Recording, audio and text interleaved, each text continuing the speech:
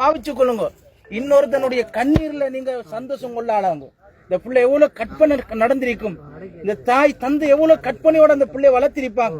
இந்த புள்ள பள்ளிக்கு போகக்குள்ள எவ்வளவு ஒரு சந்தோஷத்தோட அந்த பிள்ளை போயிருப்பான். அந்த உம்மா அந்த புள்ள தொழுவுப்பட்டு வருவாவே என்று சொல்லி அந்த பிள்ளைய எவ்வளவு காத்திருந்து அந்த பிள்ளைக்கு சமைச்சு வச்சிருப்பான். அந்த வெள்ளிக்கிழமை 11:50 அந்த புள்ள ஆக்சிடென்ட் ஆகுது. அதே 11:50 இந்த புள்ளை இப்ப மண்ணுக்குள்ள போகுது. அல்லாட நீதியை பாருங்க.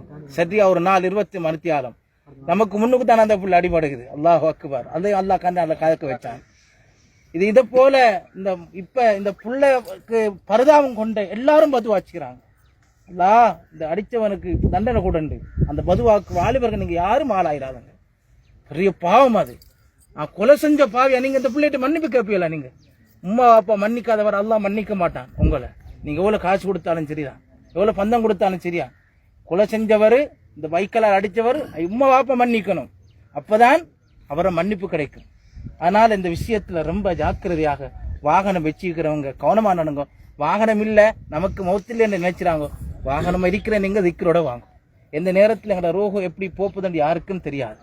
யாரும் அதை நாங்க கண்டு கொள்ளல. அதனால நாங்க இருக்கிற நாங்களும் நிதானமாக இருக்கிற நாங்களும் திக்கரோட களிமாவோட வாங்க. அப்படியான ஆகிற ஜமால நாங்க வாழ்ந்து கொண்டிருக்கிறோம். ரப்பல் ஆலமீன் அல்லாஹ் நம்ம அனைவரையும் தீனோட வாழ்ந்து தீனோட